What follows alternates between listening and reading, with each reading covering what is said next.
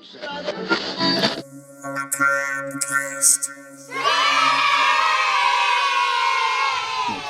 devil's on the loose and he's dancing with the mummy. Doc Mark and Chorus, the little mummy, here to bring you another episode of Macabre Cast, where we'll be dropping R's where they belong and adding them where they don't. So, here we are, beginning of a new week. We're all in this together. Welcome back, Chorus. Welcome back, Monster Kids, newbies. Welcome aboard. Worshippers, get out of here. You're not needed. We're doing some macabre casting right now.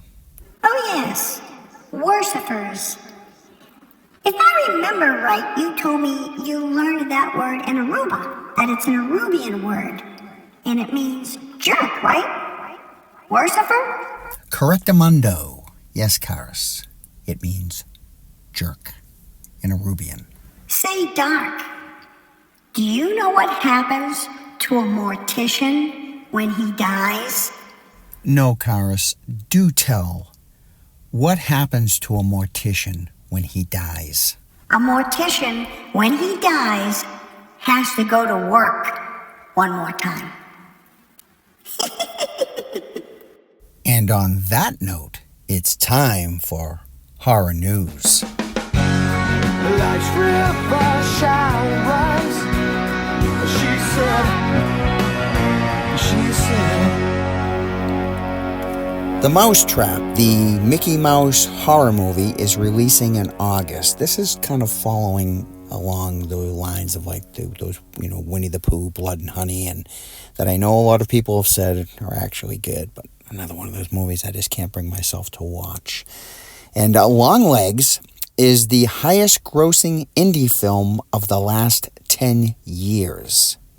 A Quiet Place Day 1 is out on digital as of last week. And In a Violent Nature 2 is officially on the way. Jordan Peele is producing the reboot of the show Scare Tactics. That was that show, I think it was like a Disney Channel or a Nickelodeon show a long time ago in the fall of 2024.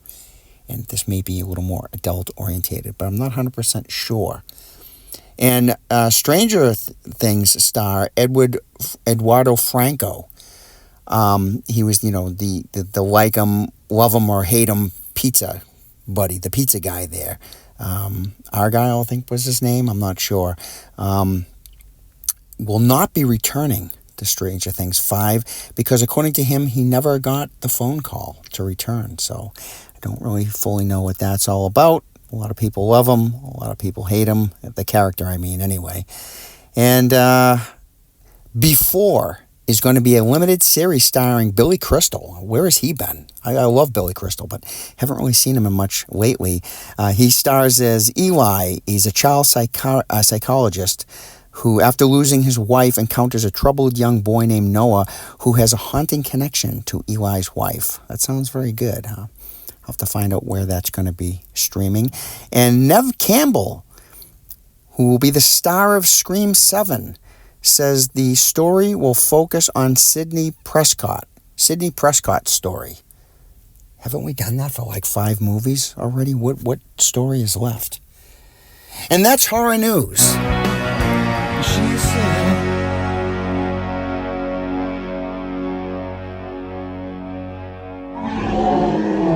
And Brownie agrees. Brownie, the corpse-sniffing dog. Human sacrifice, dogs and cats living together, mass hysteria.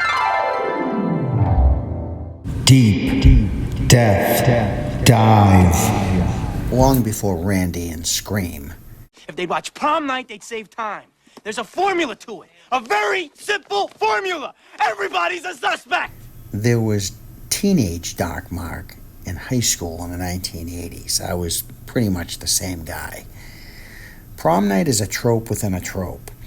Now, I take that back. It's a blueprint for the slasher tropes. Using Friday the 13th's whodunit style, Prom Night takes it clearly too old for high school Jamie Lee Curtis to do what she does best and portray the final girl. Now, The teenage Dark Mark would equate Jamie Lee as graduating from high school on Halloween, and then off to Prom Night for its sequel, and then graduating college in Terror Train. And of course, these movies are not connected, but I'm sure that even Horror Chat knows how the young teenage mind connects these movies. This film and Creepshow from 1983 would be the last time I would see Leslie Nielsen, who has become only associated with comedy, plays it straight. And he's far better than one might expect. Tonight, someone has come to the prom alone. Someone who watches in the silent corridors. Someone who waits until no one can help. Prom night. If you're not back by midnight, you won't be coming home. God forbid you were a janitor or a groundskeeper in the 80s, because it surely meant that you were a suspect. But more than not, it was just a red herring. Look at the tape holding the glasses. Classic. Paul L. Smith from 1982's Pieces, or in the case of Horror Chat's favorite sleepaway camp, the creepy pedophile cook. You know, Artie. Sorry, Artie. No Baldy's here. Ew, seriously? That is so gross. So the story goes, it's a group of kids who are basically playing hide and seek, but they call the game Killer. As each kid gets found, they join the seeker with helping finding the others until there's only one left to find. This eventually goes horribly wrong as they're playing inside a vacant building, and a little girl who is the last to be found gets backed into a corner, which is near a window, and she falls to her death while they were chanting kill. All the rest of the kids swear to never to tell anyone what happened, and we also are made aware that somebody else was there that day that saw this happen.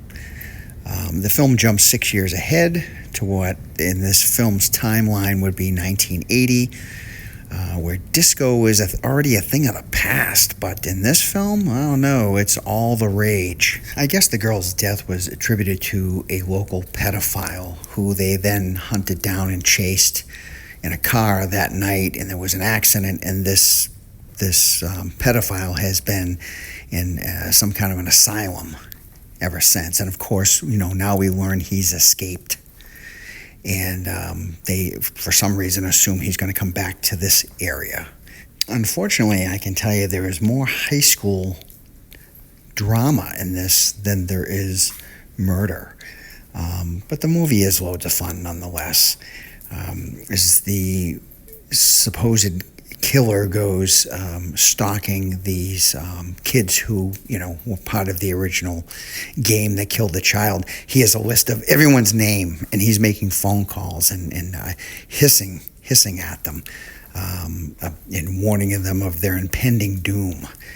Lots of stalking, and the kills probably don't really start happening till the last reel of the film.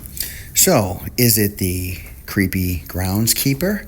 Is it Lou, the sexist bully? Is it Scream Queen Jamie Lee's twin brother? Or is it the escaped pedophile from the local loony bin? Guys, this movie is now 44 years old. And, you know, what are you waiting for? Dark says, give this a go and see where the slasher stock formula kind of began. Well, I like disco. We're just normal men. What do you mean, normal men? We're just innocent men. Don't you wish you were as cool as Horror Chat Matt, Scary Larry, Grim Kim, Brownie, Once in a Blue Moon, Whitney or Brittany? Well, you can be. Just send your voice message to me, Dark Mark, at Macabre Theater on Facebook. Welcome to Dark Mark's Macabre Cast. That was sent in by Karen Elaine.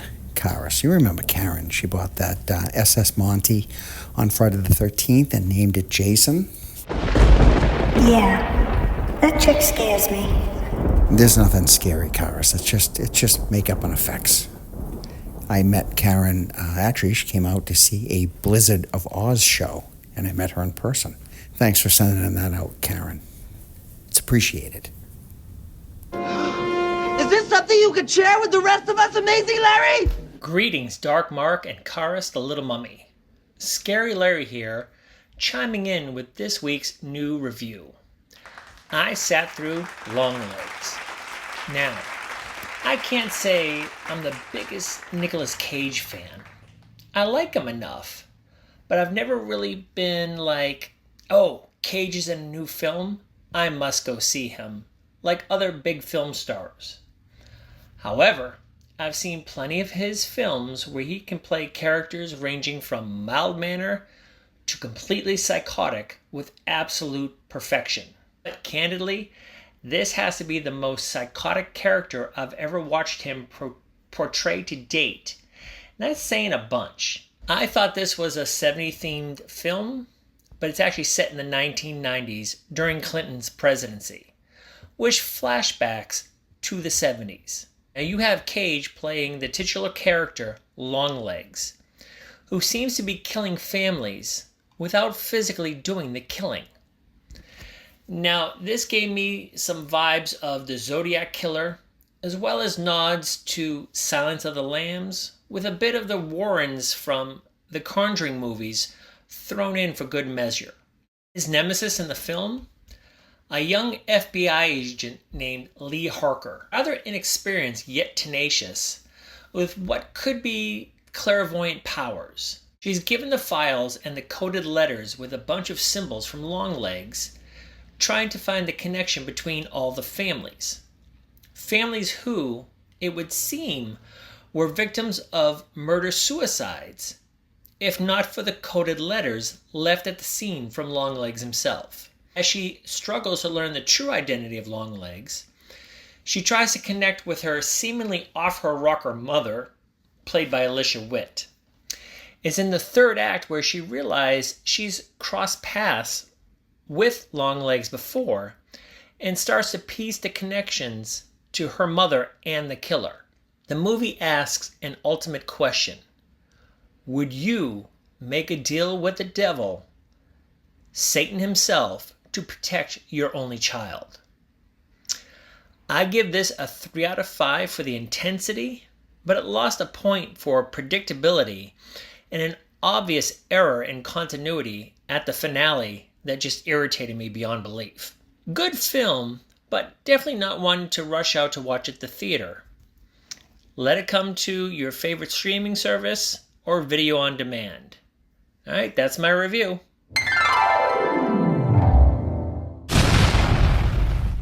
Another great review by Scary Larry. Thanks, Scary. Well, as the summer is quickly coming to an end, the most common thing I get asked on the Facebook page, Macabre Theater, is what to watch? What do I watch? Give me something to see. And I tried to pick out 5 that I normally do not speak of a whole lot that maybe you monster kids out there haven't seen yet. First up is All Hallows Eve 2 from 2015. This was a sequel to the movie where Art the Clown made his first appearance, All Hallows Eve. Although this has no mention or anything to do with Art the Clown, and I perceived it at first as a title cash grab. Surprisingly, it's very good and easily a yearly return for me. Next is the Fulci classic City of the Living Dead from 1980. Over here in the States, it was known as Gates of Hell, and it is part 1 of a 3-part trilogy. Now, this is an Italian splatter film, so let's try not to understand what's going on. Just sit back, crack a beer, and enjoy it. Next is Totally Killer from 2023. This is basically Back to the Future meets Halloween. There's some pretty funny moments in it, and the scares and stalking scenes are actually right up there with some of the better slasher films. 1408, which I always considered almost a one-off sequel to The Shining, although not really. It's if they took one room in the hotel from The Shining and made a full movie over the goings-on in that one room. And, hey, by the way, this was also written by Stephen King. Last is Green Room. After a band finishes a gig at an out-of-the-way biker club, upon returning to the green room to get a cell phone that was left behind, they stumble upon a murder in progress. And now they can't leave and are held prisoner in the green room. Hopefully there's something on that list that maybe you haven't seen yet and can carry you through to the rest of the summer.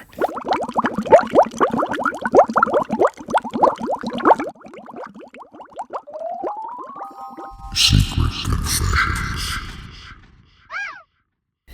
I don't care for and never have cared for The Nightmare Before Christmas. I like Coraline, but I just never really saw what everybody else saw with The Nightmare Before Christmas. Just didn't care for it. Send me your Secret Confessions. So, just a reminder to you monster kids out there, if you are fans of the theater of the mind and scary, suspenseful, spooky stories, please check out my other page, Terror, where I have written, directed, produced, and scored new old-time radio shows.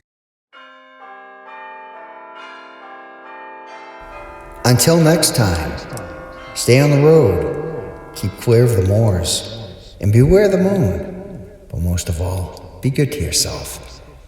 This is Dark Mark, signing off. See you soon. This is a Macabre Theater production. Oh, Lordy frickin' God!